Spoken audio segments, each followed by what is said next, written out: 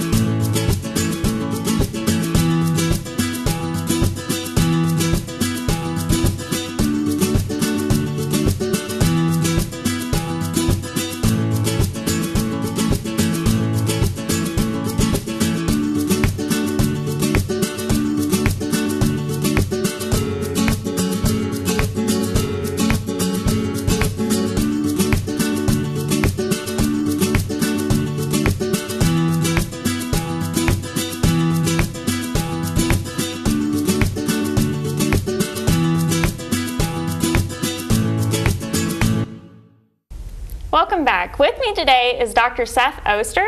Welcome. Hi, welcome. And you are the Assistant Clinical Professor at Auburn University. Correct. And recently we just had an American bald eagle released on West Point Lake. That release was done on Saturday, May the 27th. Yep. And this eagle was huge for this area. Last time we had an eagle release at West Point Lake was back in 2011. So can you tell us a little bit more about the bald eagle that was released on Saturday? So this particular eagle that we released Saturday, this bird was found around the end of February in Jackson, Georgia. At that time the bird wasn't able to fly. The local residents called out Georgia Department of Natural Resources. They were able to capture the bird and transport it to us. We did our physical. We always, when we first get our birds, do a nice full physical on them. That particular bird didn't have any fractures, which was good. So the probable reason why it couldn't fly was it had some soft tissue injury, so injury to the muscle or the tendons or the nerves in the wings. So we rested that patient and gave it some anti-inflammatories, and after about a week and a half it was able to regain flight. So we moved that bird to one of our large outdoor enclosures for it to regain its flight ability. Raptors are like athletes. When they go back out to the wild, they have to be at 100% to function. There's no retirement for them. There's no taking it easy. They can't play, 3/4 of the game. So we had to wait till this bird got back to 100% flight ability. So during that process, it molted its feathers, which is a normal process for them to lose feathers and grow new ones. So her flight ability decreased a little bit during that time period, but ultimately she recovered by the end of April, and we got ready to release her. And that's so exciting. We don't see a whole lot of eagles in Georgia. And of course, there's a couple reasons why we start to see eagles in this area. They could be migratory birds that come through, or they could be residential birds, birds that have taken up habitat in our areas, and because there's a sustainable food source, habitat, and security. We start to see a lot of that on West Point Lake and other Corps of Engineer managed facilities where we have created artificial man-made lakes, because it creates that ideal habitat. We have many nests in Georgia, I think over 200. Yeah, the latest reports from this past survey with Georgia DNR was over 200 active nests. And that's wonderful, and there's quite a few on West Point Lake that our viewers are likely to see out in the mornings. I know near West Point Dam there are a few in the tree line. They're not publicly known for a very important reason though, I believe. Yeah, there's about 5 to 6 active nests on West Point itself. There's a number of inactive nests. Eagles oftentimes will have multiple nests, only using one at their preferred site.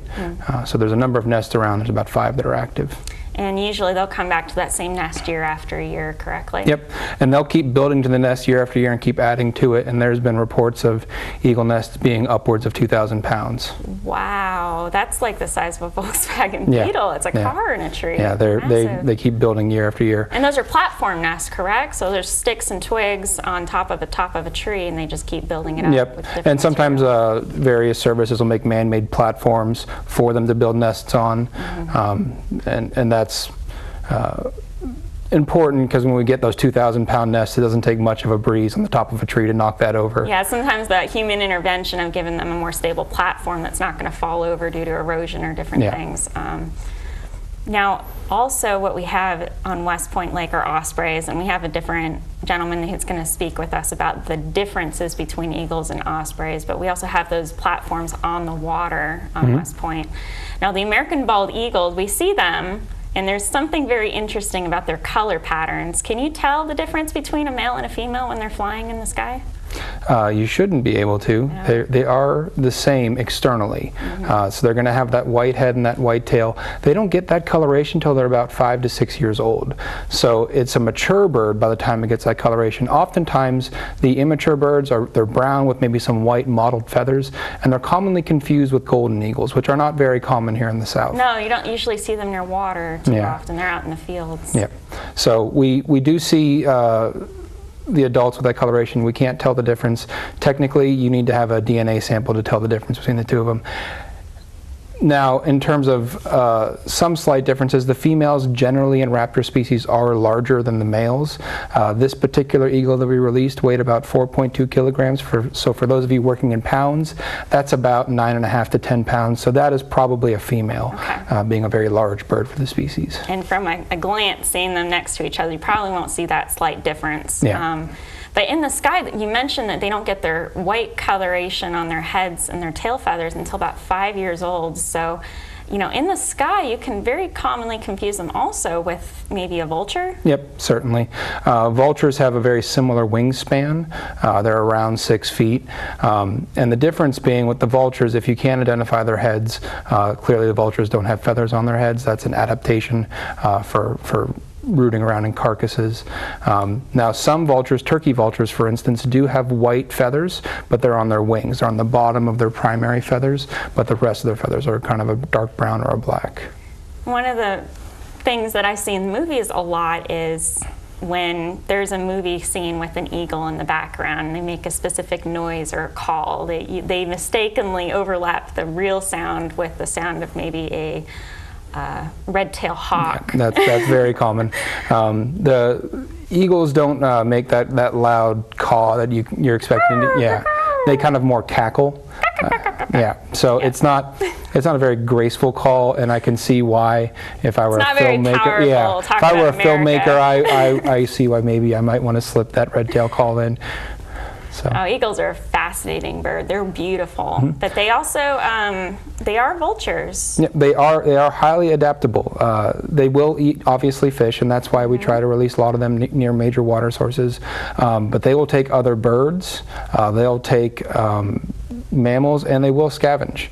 It's not uncommon for us to find young birds that are poor hunters scavenging off carcasses.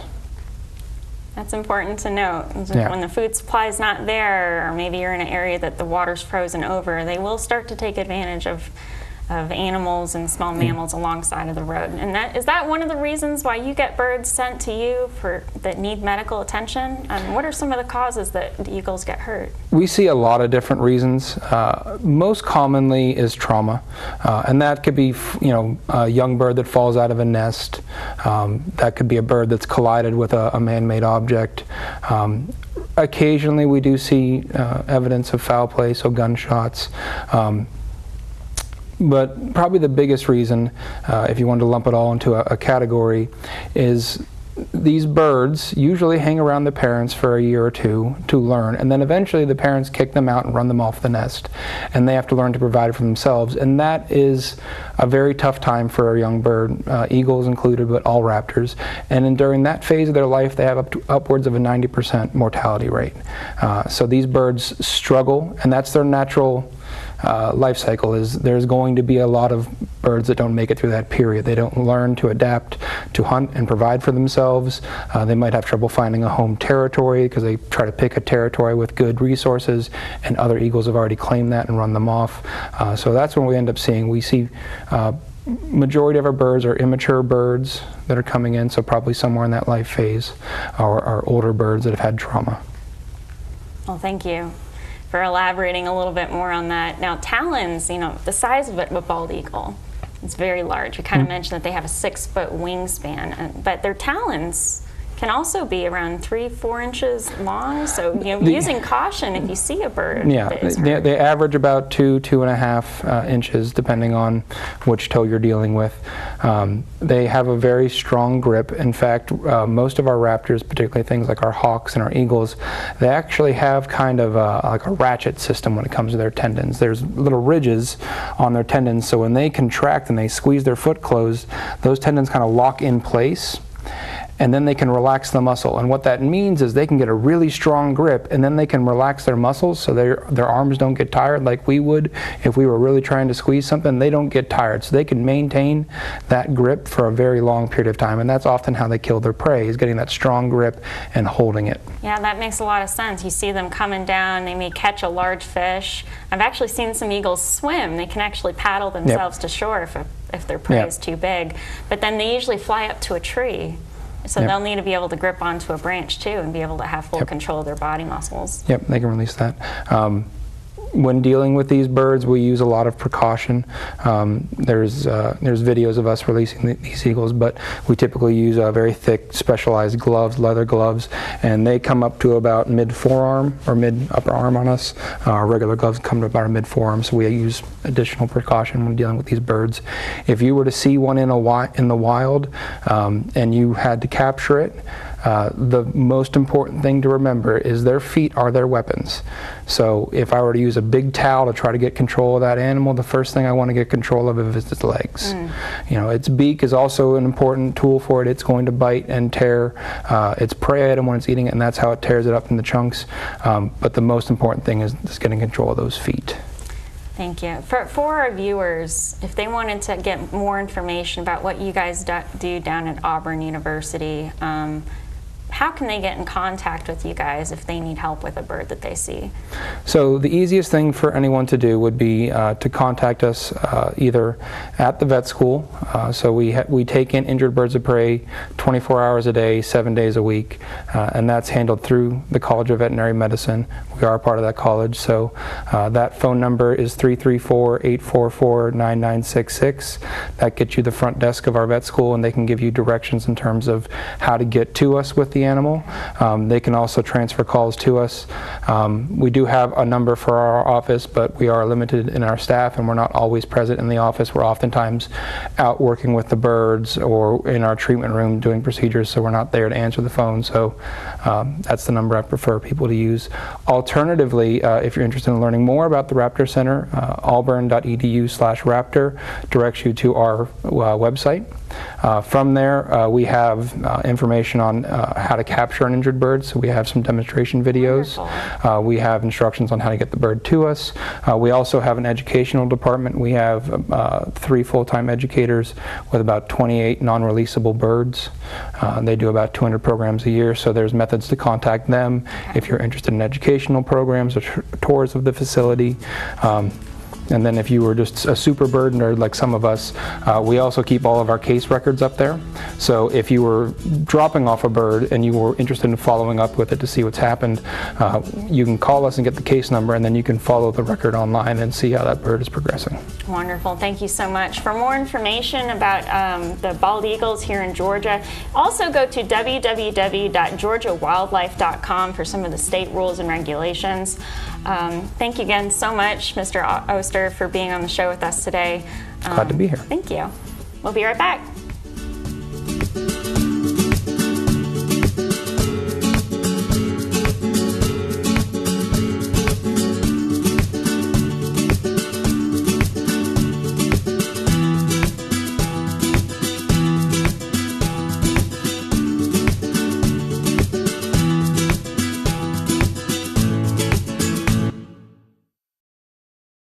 Hello, I'm Susan Cromer, Park Ranger with the U.S. Army Corps of Engineers at West Point Lake, reminding you that life jackets save lives.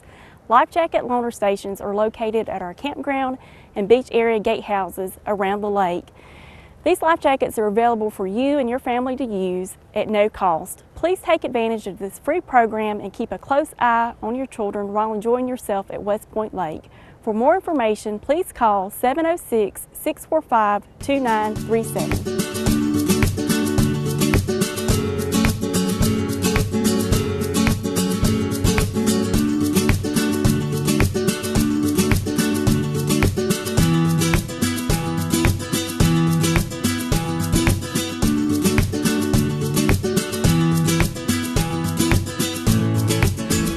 Welcome back. With us is Ben Williams, Park Ranger at West Point Lake, also Natural Resource Specialist, and I brought you onto the program to talk a little bit more about our ospreys that we have on the lake.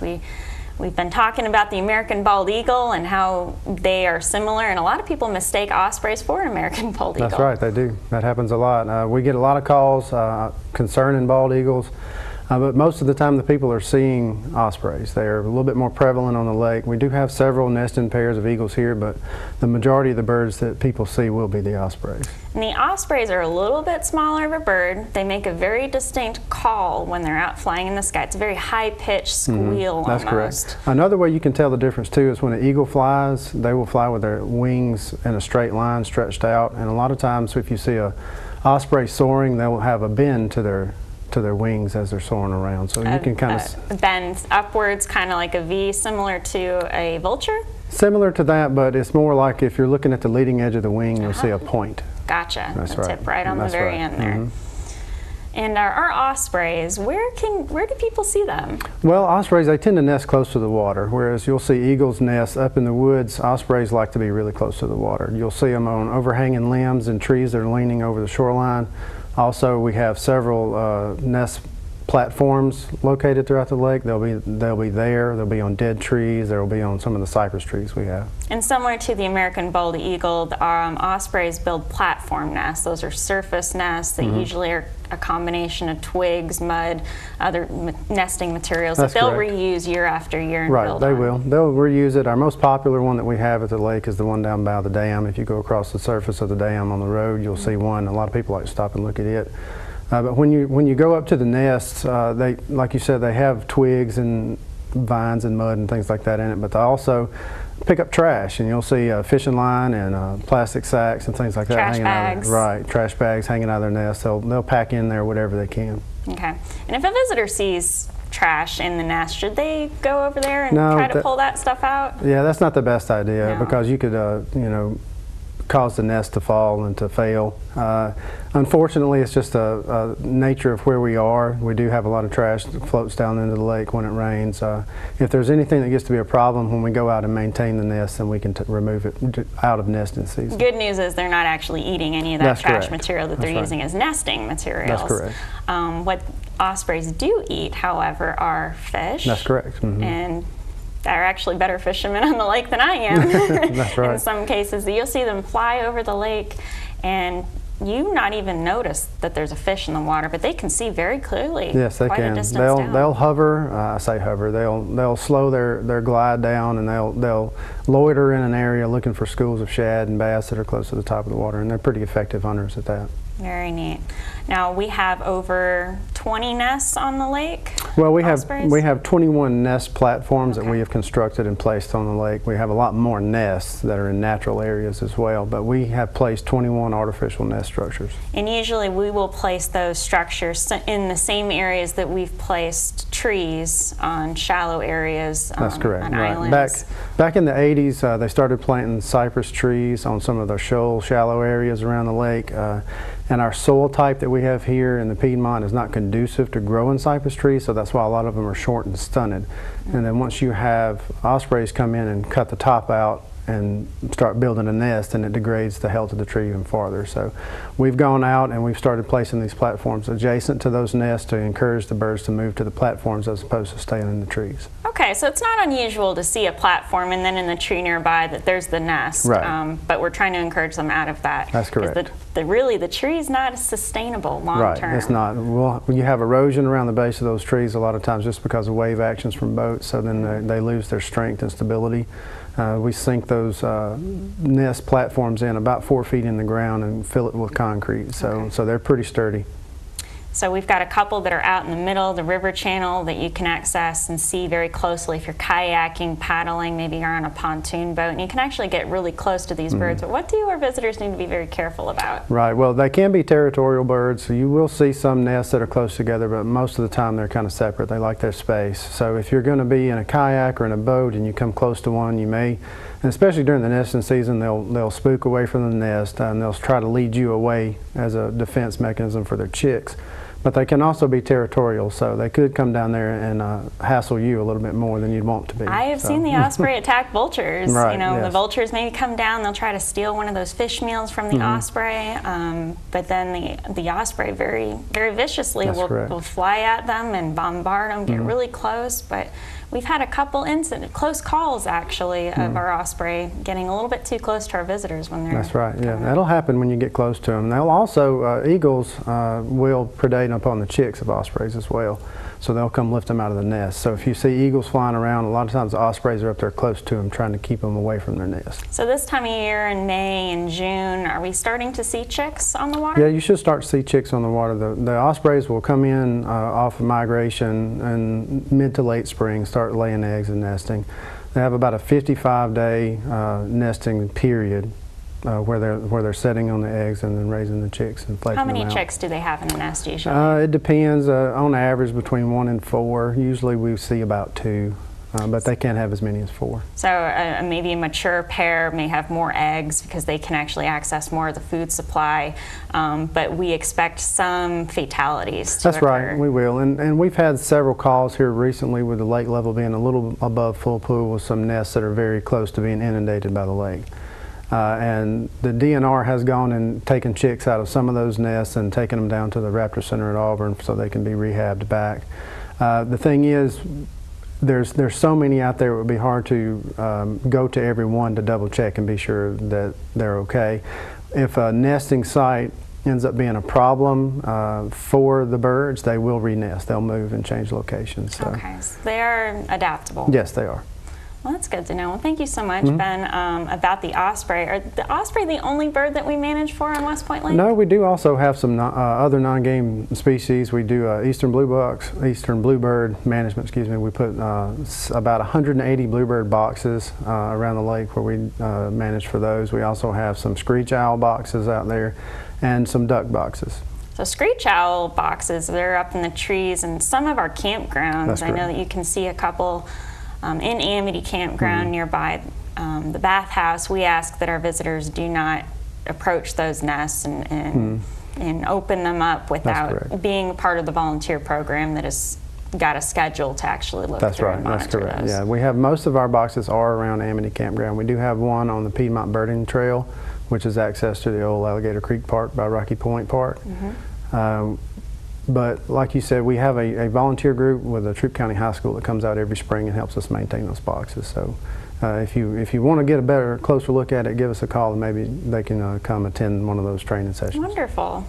Now, our duck boxes are very interesting also because although we have different types of boxes and they're shaped differently, the holes are different sizes, occasionally we have different animals that utilize these boxes. And one of the things that we look for are squirrels, maybe a bird using a box that they shouldn't. We've seen the eastern screech owls use the wood duck boxes. That's correct, we have. Yes, we have. We've gone and done wood duck box maintenance in some of the swamps that we have the boxes in, and eastern screech owls are in those. And I think that's probably due to the fact that they're a little bit more secure because they're out there around the water. It's harder for a predator to get in there after them. It's a lot of trial and error. So one of the jobs that the Corps of Engineer has on West Point Lake is to assist with managing some of the species, while Department of Natural Resources really still has a lot of control over endangered species, threatened species on the lake. We do what we can do to boost habitat for the animals, but really the experts in it and the ones who have a tight control over different life cycle stages of the birds and other wildlife that we have is the state DNR. Okay. Well, Ben, thank you so much for being on the show with us today. We'll be right back. Thank you.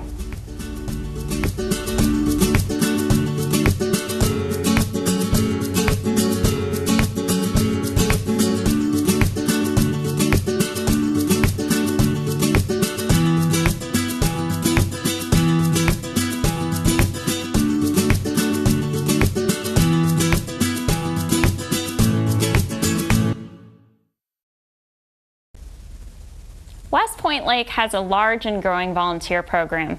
Currently, we have over 4 vacancies for the spring and summer season for 2018. Volunteer positions consist of being a beach host, working in the campgrounds to clean off campsites, or being part of a larger team helping the park rangers with various duties around the lake. Volunteering at West Point Lake is very rewarding. Our volunteers help with special events, assisting visitors, working information booths, and providing a much needed assistance on the lake to keep a lot of our facilities operational and open to the public. With the decreasing recreation budget, our volunteer program has become essential. There are many opportunities at West Point Lake for current and upcoming volunteer positions. Volunteers are usually individuals with campers and RVs who are retired and dedicated to working up to 20 hours a week. We provide a full hookup campsite, including water, electricity, and septic, at no charge to the volunteer in return for their services. If you are interested in our volunteer program, please contact me at 706-645-6113. We will ask you to fill out an application to learn more about you. We may schedule a face-to-face interview to understand a little bit more about what your interests are and how you can help West Point Lake. We'd appreciate any further assistance. Please give me a call. Thank you.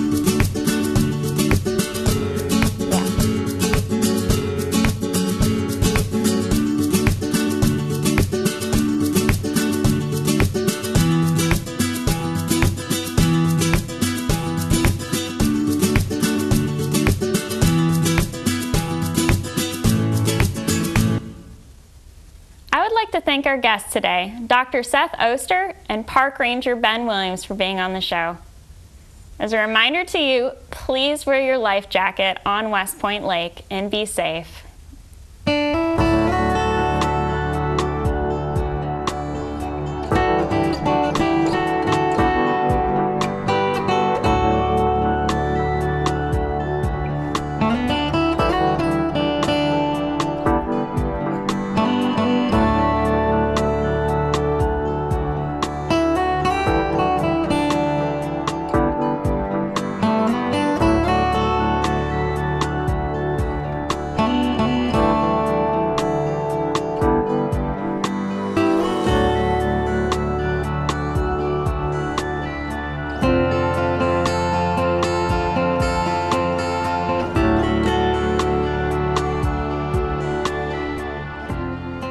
West Point Lake offers a variety of recreational opportunities.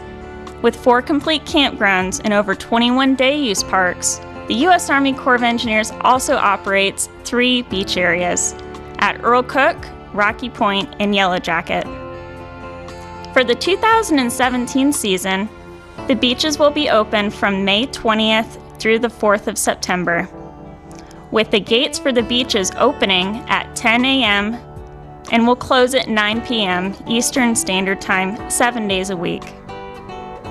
When accessing one of our beach locations, please be sure to stop at the gatehouse to read all the posted signage and instructions. All vehicles entering the park must pay a $5 day-use fee. If you do not already have one of the America the Beautiful passes or the U.S. Army Corps of Engineer annual pass, you must display the proper hang tag. There is a brown box located at the gatehouse to which you need to pull an envelope, tear it into 2 pieces, follow the instructions on either the box or the envelope, place 1 piece of the envelope on your dashboard so that the park rangers know that you have paid. Please submit payment into the envelope and deposit it back into the box. These passes you may hang on to for the duration of the day. If you need to leave the park temporarily, please do not remove your pass from your vehicle.